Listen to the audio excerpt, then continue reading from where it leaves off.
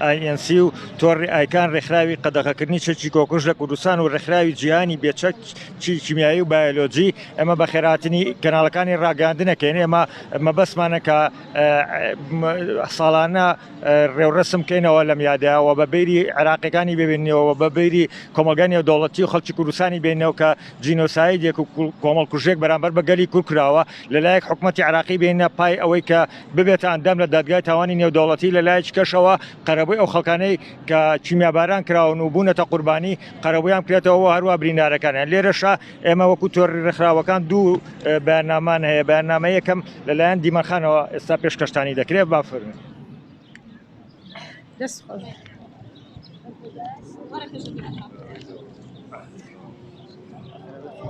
لە یادی 33 ساڵەی کیمیابارانی شاری هەڵەبجە خوشکان برایان ئامادەبووان هەموو لایەک بەخێر بێن. 33 ساڵ لەمە و بە ڕژێمی بەعسی فاشش یەکێک لە گەورەترین تاوانەکانی مێژووی بەرامبەر بە خەڵکی شاری هەڵەبجە ئەنجامدا بە چەکی کیمیایی شاری هەڵەبجەی کیمیاباران کرد. ئێمە لەم یادە غەمناکەدا لەم یادەوەریە تاڵەدا بۆ پشتیوانی لە قوربانیانی چەکی کیمیایی کۆمەڵێک داواکاری دەخەینە بەردەم ڕای گشتی حکومەت.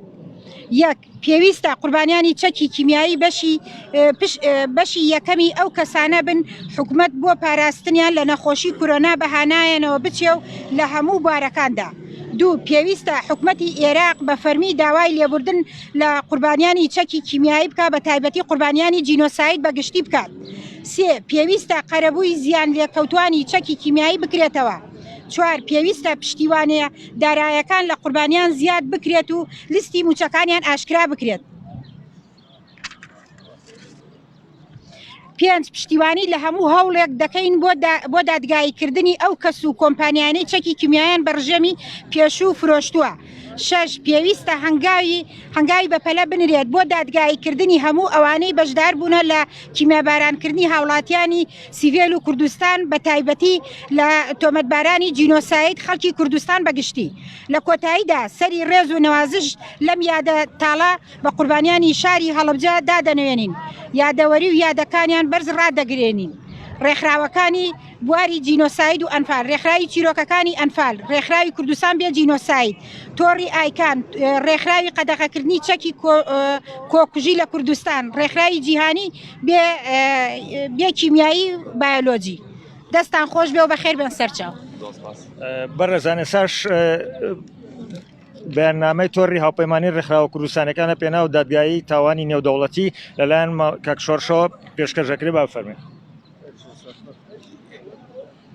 بۆ دووبارە نەبوونەوەی تاوانی هەڵەبجە داواکارین عێراق ببێتە ئەندامی دادگای تاوانی نێودەوڵەتی. 33 ساڵ لەمە و پێش ڕژێمی بەعز شاری هەڵەبجە و دەوروبەری بە گازی کیمیاوی کیمیاباران کرد. لە ئەنجامی ئەم تاوانە زیاتر لە 5,000 هاوڵاتی سڤیلی ئەم شارە بوونە قوربانی و ڕۆژ لە دوای ڕۆژی ژمارەکە لە ئەڵقشانە بەهۆی مردنی بەردەوامی بریندارەکانەوە. ئێمە لە یادەوەری 33 ساڵەی تاوانی کیمیابارانکردنی شاری هەڵەبجەدا لە پێناو دووبارە نەبوونەوەی تاوانی لەم چەشنە لە وڵاتەکەمان و دڵنەوایی نەوەکان بەوەی دووبارە نەبێتەوە کە مەخابن لە دووز و ناوچەکانی دی جارێکی دیکە ڕوویاندایەوە داواکارین عێراق بێتە ئەندامی دادگای تاوانی نێودەوڵەتی. ئەگەر ئەم داواکاری ئێمە کە 16 ساڵە دووبارەی دەکەینەوە جێبەجێ بکرابایە، ئێسا کەیسی تاوانەکانی سنجار و دووز و شار و شارۆچکەکانی دیکە بە سانایی دەگەیشتە دادگای تاوانی نێودەوڵەتی و تاوانەکە بە جینۆساید دەناسێنرا یاخود هەر ڕوویان نەدەدا، تاوانکاریش لە سزا ڕزگاریان نابوو.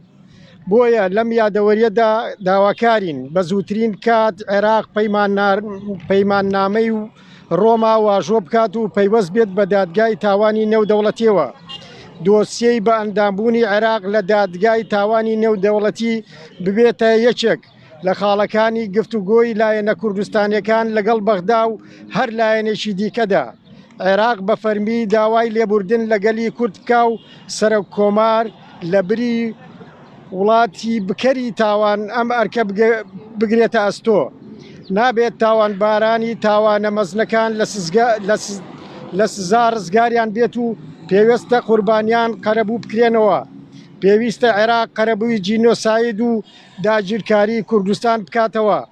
تۆڕی هاوپەیمانی ڕێکخراوە کوردستانیەکان لە پێناو دادگای تاوانی نێودەوڵەتی 15/3/2021.